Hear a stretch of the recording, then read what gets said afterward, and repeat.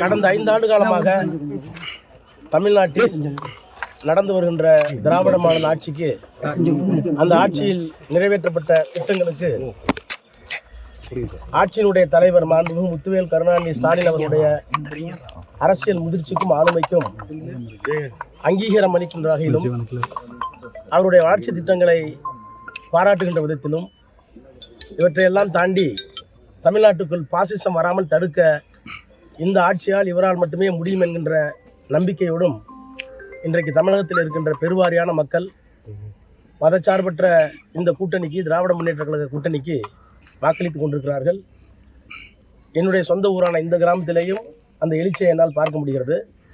பெரம்பலூர் சட்டப்பேரவை தொகுதி மட்டுமல்ல, 200க்கும் மேற்பட்ட தொகுதிகளில் தமிழ்நாட்டில் வென்று மீண்டும் மாண்புமிகு முதலமைச்சர் அவர்கள் மறுபடியும் முதலமைச்சராக ஒவ்வொரு சட்டமன்ற தேர்தலுமே உங்களை பத்தி ஒரு சர்ச்சை வந்துட்டு தான் இருக்கு.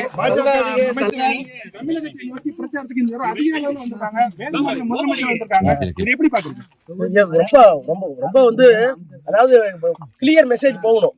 ஏன்னா அங்க வராம இருந்தா நாங்க வந்தா தமிழ்நாட்டை மாத்திட்டு போவாங்க.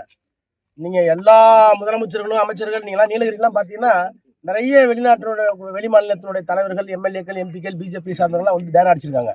அதனால ஒட்டுமொத்த இந்தியாவில் இருக்கின்ற பாசிச சக்திகளும் பாஜக தலைவர்களும் இங்கே வந்து கூடாரம் அடித்து கொட்டம் அடித்ததற்கு பிறகும் தமிழ்நாட்டு மக்கள் விரட்டி அடித்தார்கள் என்ற செய்தியை பதிவு செய்ய வேண்டும் என்பதற்காகத்தான் நல்ல வாய்ப்பாக இருக்கிறது. செய்திகளை உடனுக்குடன் தெரிந்து கொள்ள கீழ்கண்ட கேபிள் மற்றும் டிடிஎச் நெட்வொர்க்குகளில் எம்நாடு செய்தி தொலைக்காட்சியை காணுங்கள். பாதகம் செய்பவரை கண்டால் நாம் பயம் கொள்ளலாகாது பாப்பா. மோதி மிதித்து விடு பாப்பா, அவர் முகத்தில் உமிழ்ந்து விடு பாப்பா. அண்மை செய்திகளை உடனுக்குடன் தெரிந்து கொள்ள இணைந்திருங்கள் எம்நாடு தொலைக்காட்சியுடன்.